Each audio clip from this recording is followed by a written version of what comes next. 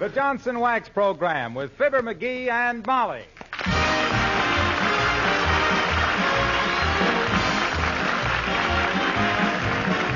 The makers of Johnson's Wax for home and industry present Fibber McGee and Molly, written by Don Quinn, with music by the King's Men and Billy Mills Orchestra.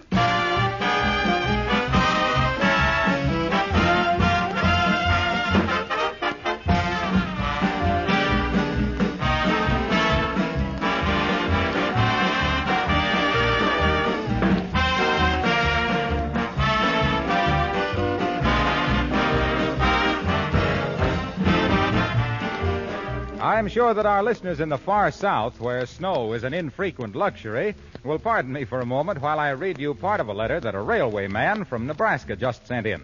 It tells about one very special winter use for Johnson's Wax, and I believe it'll be helpful information for a great many of you.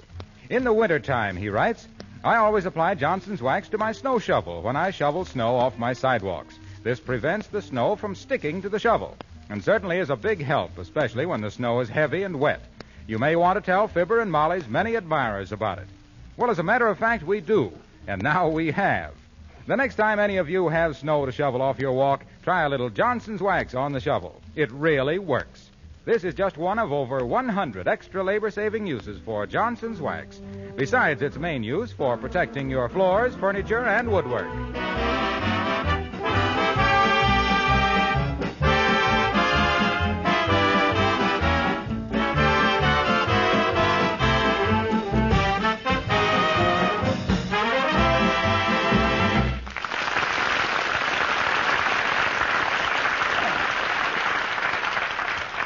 If you've been trying to get 79 Wistful Vista on the phone for the last half hour without success, it's because the Squire has been using it to promote a party. He's still trying as we meet Fibber McGee and Molly. Hello? Wilcox resident. Is that you, Junior? It's Fibber McGee speaking. McGee. Yeah. Look, can you and Mrs. W. come over tonight? Molly and I are throwing a wingding. Yeah. Yeah, we're celebrating. Huh? We're celebrating. Oh, didn't you know? Our laundry came back today. Huh? Oh. Okay, Junior. Some other time. Bye. Can't make it, huh? No. Looks like everybody we called up is busy tonight. We can't celebrate. And me with 6 clean shirts. Oh, there must be something we could do. Go out and ring doorbells or break windows, maybe? Yeah, we got to do something. This is an occasion. I wonder if that laundry gave us special treatment or something. My gosh, they only had it since October. Well, they always liked you anyway, dearie. They did? How'd you know? Oh, they're always keeping some little souvenir like a button off a shirt or the toe out of a sock. Well, anyway, this is a great day. Let me sit down and hold those shirts on my lap a while. Don't they look beautiful? Heavenly days, you know, if they continue to give us this kind of service, why, you can send your shirts out 3 or 4 times a year. Mm-hmm. We don't. What's the matter, McGee? Oh, I don't know. I'm just restless. Here we are, the luckiest people in town, taking the fact that our laundry is back like it was an everyday occurrence. My gosh, we ought to be out painting the town red. Well, hand me a brush, dearie. Huh? You mean? Well, why not? Sure. Come on, let's go. I'll take you out to dinner. Then we'll go to some nightclub and we'll dance till the place closes up. What do you say? Okay, where'll we go? You leave that to me, Angel Puss. I'll find a joint. You creep into your minx while I change into my heavy watch chain. Are we going formal, McGee? Nah, nobody goes formal these days. You wear your black dress with the polite pearls. Cultured pearls. Same thing. Hey, how's my blue serge? Too shiny? Well, it was. In fact, the tailor told me he had to wear smoked glasses while he pressed the pants. But I brushed it with a wire brush, and it's all right. Oh, fine. Say, where'd you say we were going? Well, there's the Empire Room at Charlie's Chili Bowl. Oh, no. The dance floor's too crowded there. Oh. The waiters have to take your food around the block and in the back door. Well, how about the General Eisenhower Allied Victory Club? I never heard of it. Well, they changed the name. Used to be the old Heidelberg Student Prince Beer Garden. Oh, yeah. Sweet music and sauerkraut. I remember the time... Come in. Good evening, folks. My name's Beulah. Huh? Yes, and I wonder, could you direct me to the residence where Mr. and Mrs. Toops live in? I'm a foreigner in this neighborhood. Oh, well, certainly. The Toopses live in the 3rd house down on this side of the street. Are you their new cook? Yes, ma'am.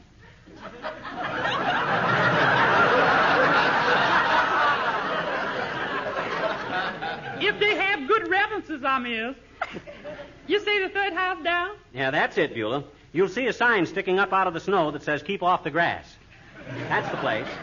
Thank you. If you ever having dinner with the Toopses, maybe I can return the favor. How? If I shakes my head, don't eat it. You haven't worked in this neighborhood before, eh? No, sir. I've been working cross town. Mm-hmm. Yeah, the only reason I left is they treated me just like one of the family. And I stood there as long as I could. Well, now, if you go to work at Mr. Toops's, we'll proud to be seeing you, Beulah. Yeah, we see quite a bit of them. And their neighbor, Dr. Gamble. Dr. Gamble? Uh-huh. Oh, does he reside in this neighborhood? Mm-hmm. Oh, he's a fine man, Dr. Gamble. Yeah. He operated on my third husband for Gladstone.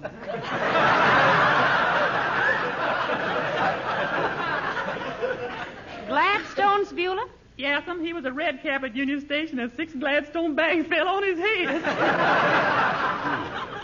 A suitcase, if I ever heard one. Excuse me? I says he should have started suit. He had a case.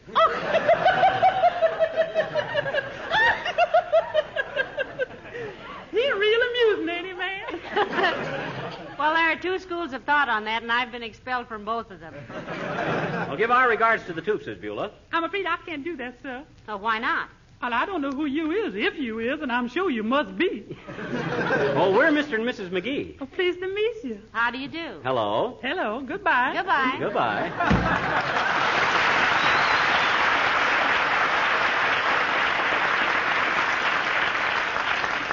Well, I'm afraid she won't like working for Mrs. Toops, dear. No? No, she just keeps them long enough to use up their ration stamps. Well, this ain't celebrating the return of our laundry, Molly. Come on. Let's go out and swing it. Heavenly days. I haven't been out for so long, I don't know what they're dancing now. Are they still having Charleston contests? Yeah, but now they call it jitterbugging. Though the big rage is the rumba. The rumba. Yeah, that's a variation of an old dance called the happy hound dog. The rumba is? What does a hound dog do when he's happy? He wags his... Exactly. That's the...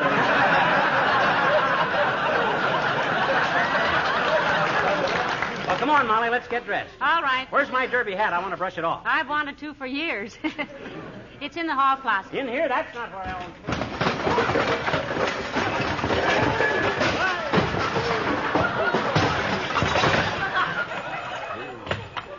Gotta straighten out that closet one of these days.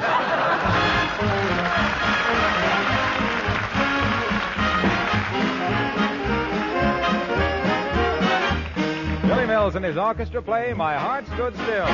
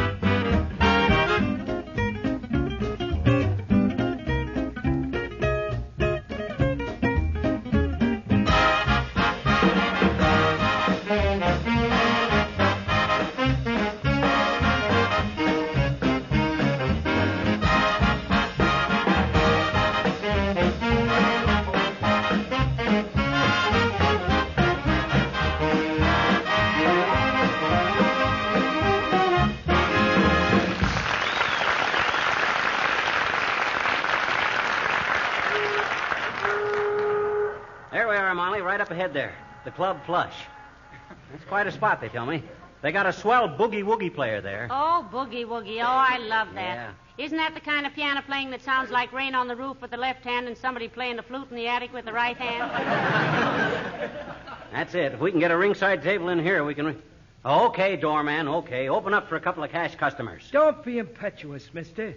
There are very few places in this mercenarious world where cash is nil and void, but you have stumbled onto one this night. What do you mean? Aren't you open for business tonight? Lady, was I to permit yous to peer into the interior of this abattoir, yous would recoil in horror. It is so crowded that the trombone player is flat on his back playing vertical. Well, look, Bud, I ain't exactly innocent in this nightclub stuff. There's always room for one more couple if the proper arrangements are made. How's about a couple of bucks for yourself? I agree that yous is not innocent, Doc. Yous is guilty of attempted bribery. I am stationed at this door to separate the heps from the icks. And I cannot betray that trust. Not for no $2. For 10, I could maybe arrange for you to sit with the band and eat off the drum. Say, listen, we won't pay $10 to get into any nightclub. That's outrageous, Bud. I don't mind tipping for services rendered, but by George... Hey, look, will $5 do it? Sorry, comrade. $5 would put me too high in the brackets come March 15th. Come on, McGee, let's just find a restaurant and have dinner and then go dance someplace. Okay, and look, Bud, you can afford to be tough with the customers now, but wait till things ain't quite so prosperous. Come those times again, Doc. My salary is raised 50%. Why? Nobody needs a bouncer when they don't have any business. Not to bounce people out, lady. Come hard times, I can stand out here and bounce people in. Now move on, friends. Ah, yes, Mr. Chilius. Your table is reserved.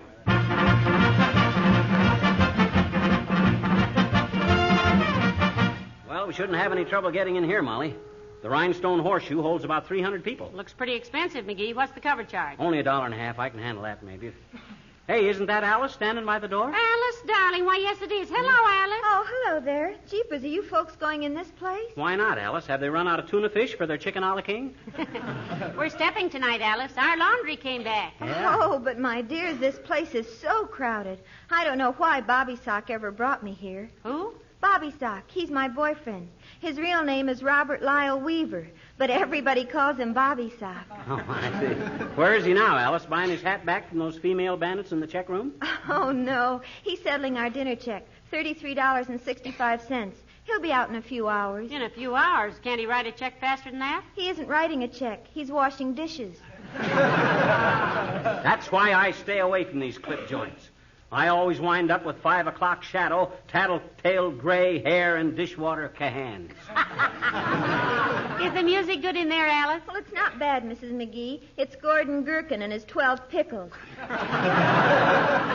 They specialize on reviving old dance tunes. Oh, that's for me. I like that. Well, it's a case of have to with Gordon Gherkin, I guess. Huh? He's had so many musicians go into the Army, the only ones he can get are old men who just know numbers like, oh, you beautiful doll and stuff. Criminy, those gates really creak.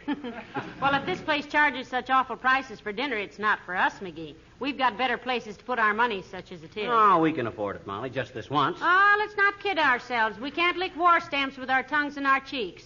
Good night, Alice. Good night. So long, Al. Now let's see where... Uh-oh. Hey, taxi! Taxi! Where are we going, McGee? I just thought of a swell place. Hey, driver, take us to that Hawaiian place up on 14th Street. The Waikiki Keyhole. Yeah, hurry, and don't spare the horses.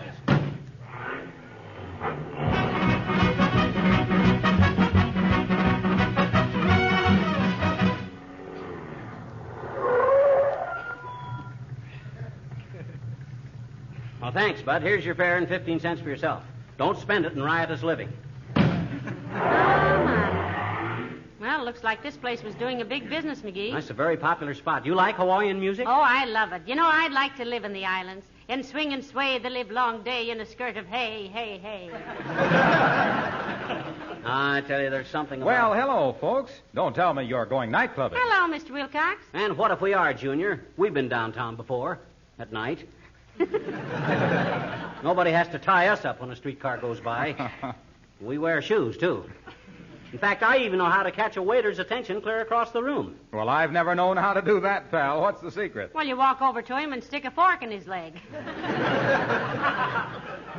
Hey, you told me on the phone you couldn't come to our party tonight. How come now we find you out night clubbing now? Well, this place does such a terrific business, I have to come at odd hours to talk to the manager. He's an old customer of mine. Here we go again, folks. Just bear in mind that Wilcox is to Racine, Wisconsin, what McCarthy is to Bergen. Except that Bergen is sometimes surprised at what comes out, and Racine never is. Excuse the digression, Junior. Sure. But I was just talking to the manager about his kitchen floor. Say, I wonder what he uses on the linoleum to keep the colors fresh and bright and preserve it against all the wear and tear and protect it against all the stuff that must be spilled on it from day to day. Why, he uses Johnson's self-polishing glow coat. No. My God. Well. It's a small world, isn't it? You know, the kitchen in this place is immaculate. Every noon before they open up, the kitchen boys pour out some glow coat, spread it around, and in 20 minutes or less, the kitchen floor is a beautiful sight to behold. Mm-hmm. Gleaming, sparkling, spotless. Restaurant owners like Johnson's glow coat because they don't have to waste time rubbing and buffing it to a high polish. Oh. When it dries, it has a high polish. Well, this is the place we've been looking for, Mr. Wilcox. Yeah, we both love that soft, restful Hawaiian music. Hey, you think you'd get us a table in here, Junior? Well, let's open the door and take a look. Fine.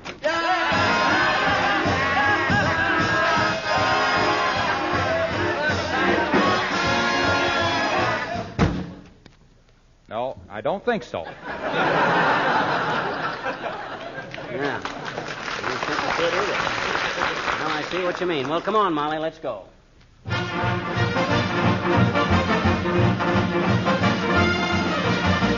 Well, this place looks a little quieter, McGee. Know anything about it? No, we'll ask this guy coming out. Hey, Bud, you been in the Pelican Club here? Yes, why? Why do they call it the Pelican Club? When you see the size of your bill, you'll know, madam. What kind of place is this, Bud? Horrible. How's the music? Raucous. The food? Atrocious. How's the service? Arrogant. Crowds. Maddening. Prices? Sheer larceny. Well, if it's that bad, why do you patronize it? I have to. I own it. Good night.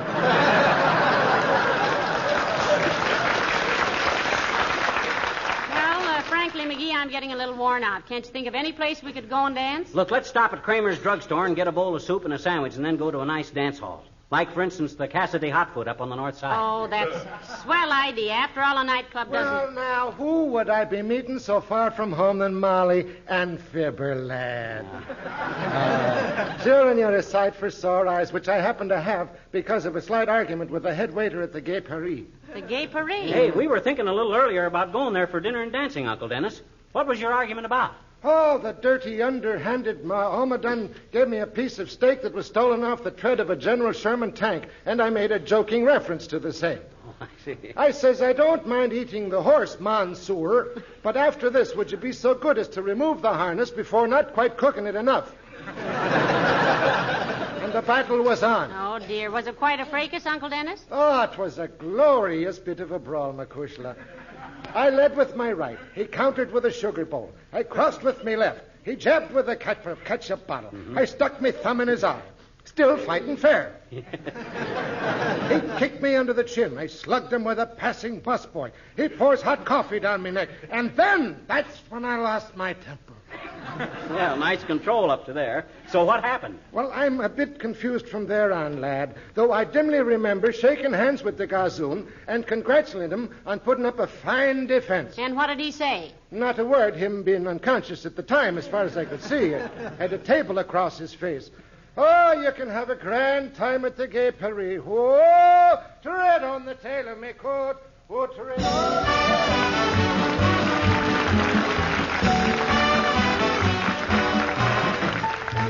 The King's Men sing Deacon Jones.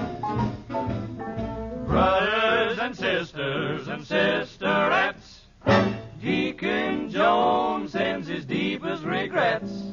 So while the deacon's absent from the meeting tonight, there's something about the deacon that I want to set right. What's that, brother? Who is so respected? Deacon Jones.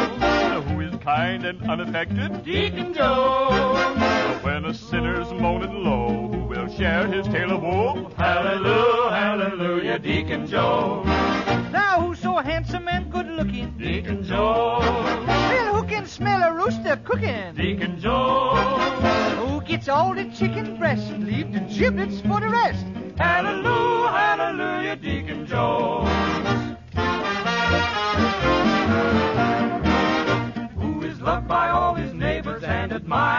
The deacon. Who will help you with your labors when you're tired? The deacon. Who will help you beat the rug? Who will find that cider jug? Hallelujah, hallelujah, Deacon Jones. Who's the first to church on Sunday full of pride? Why, the deacon. Who's the last to work on Monday sleepy-eyed? The deacon. And the balance of the week. Who goes fishing down the creek? Hallelujah, hallelujah, Deacon Jones.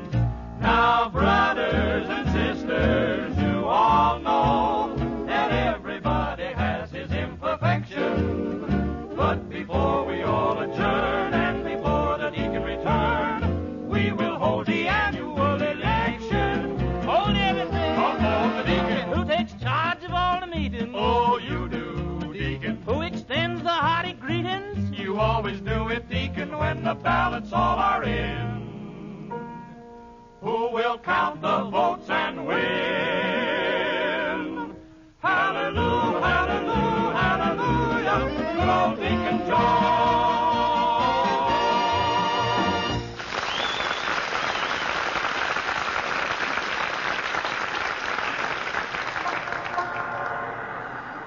Well, I'm getting a little fed up with this whole thing, McGee. Heavenly days, even the restaurants are jammed. Yeah, I never knew this town had so much nightlife. Maybe we should have made a reservation someplace. I just made a reservation. What? Never to do this again. Doggone it, there must be some quiet little place that has a sandwich and a cup of coffee. I'd settle for a cracker and a harmonica at this stage of the game. Oh, hey, there's Doc Gamble. Maybe he knows a place. Hey, Doc, wait a minute.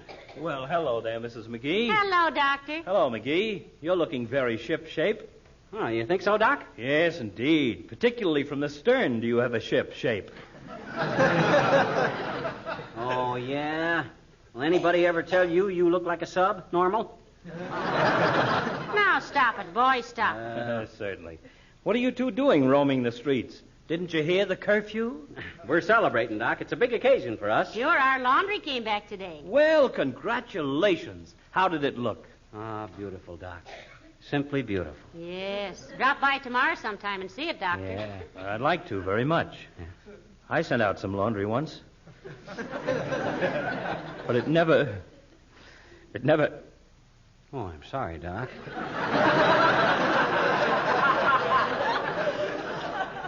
Something you loved very much, was it? Yes. Oh. 4 sulka shirts and some no-sag underwear. It's very lonely without them. Sorry to be so emotional. Oh, that's all right, Doctor. We know how it is. Hey, Doc, we're looking for a good place to eat, and then we want to go someplace and dance. You got any ideas? No, I'm afraid not, McGee. I hate nightclubs myself. Uh-huh. I can get the same effect by kneeling down and banging my head on the sidewalk. And besides, I can never get a paper hat that fits me. Oh, we don't want a nightclub, Doctor. Just a quiet place to eat. We can go dancing afterwards. Yeah. I wish I could go with you. I've always wanted to see McGee dance. I imagine it'd look something like a road scraper with a broken governor. Oh. Now, look here, Doctor. All we did was ask you a civil question about where we could get something to eat. But I'm not hungry anymore. I'm fed up with your wisecracks. Why, you wouldn't know a wisecrack if it was tattooed on your forehead by Joe Miller.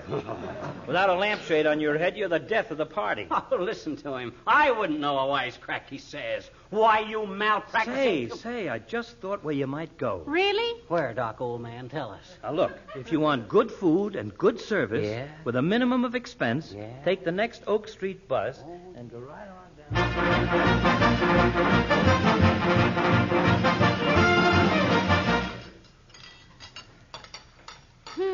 Isn't this good coffee, McGee? Wonderful. Let's dance one more dance and have another cup. I could use another order of that pastry, too. Well, it turned out to be a nice evening after all, didn't it? Yeah. What time is it? What do you care what time it is? Come on, let's dance. Or do you want to drink this one out? I finished my coffee, thanks. Let's go. Okay.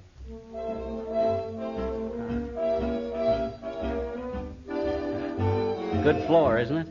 Be yourself, dearie. Who was I being? Harlow Wilcox. Why, darling, you're dancing beautifully. What was that last tricky little step you did? That wasn't a step.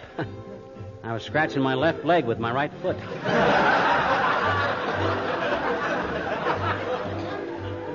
You remember how we used to take those moonlight excursions on the Illinois River, McGee?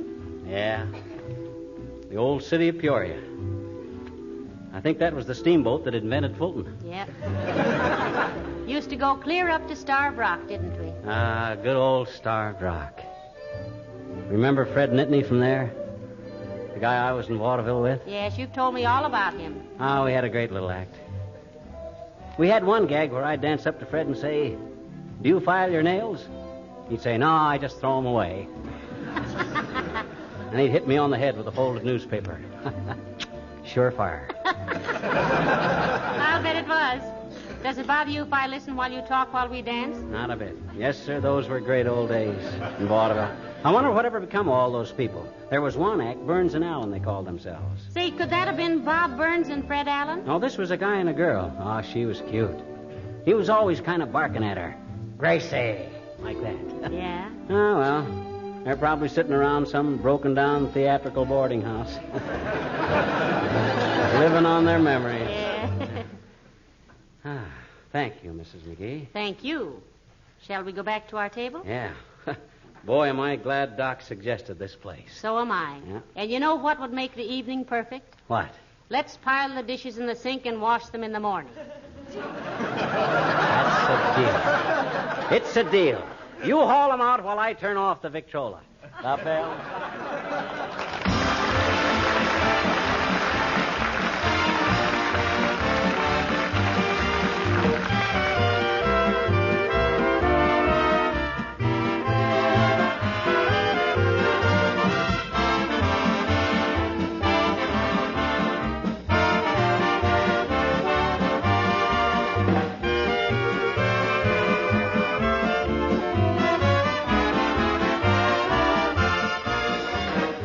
Whenever I spend a little time in my own kitchen, and that's quite often, I'll admit, I realize how important linoleum floors really are. When they're bright and sparkling, the kitchen is certainly a much pleasanter place to work in.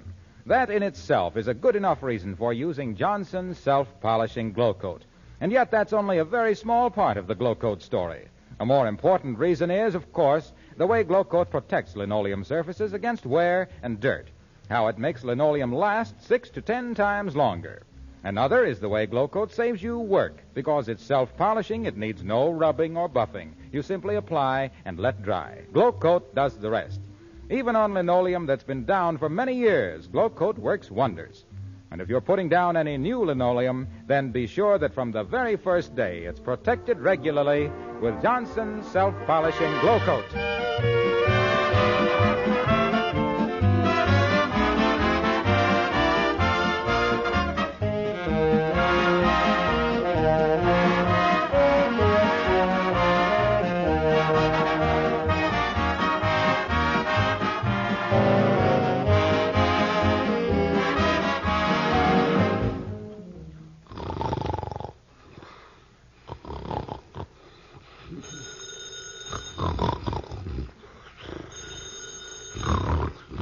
McGee, wake up. Mm-hmm. McGee, the telephone is ringing.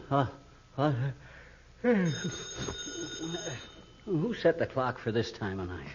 That isn't the clock. That's the telephone. Go answer it. Oh. Hello. Who? Oh, fine. Thanks, Junior. Goodbye. Who was that? Wilcox. Said he got a reservation for us at the Chez When if we can pick it up in 15 minutes. Well, isn't that nice? That's wonderful. Good night. Good night, all.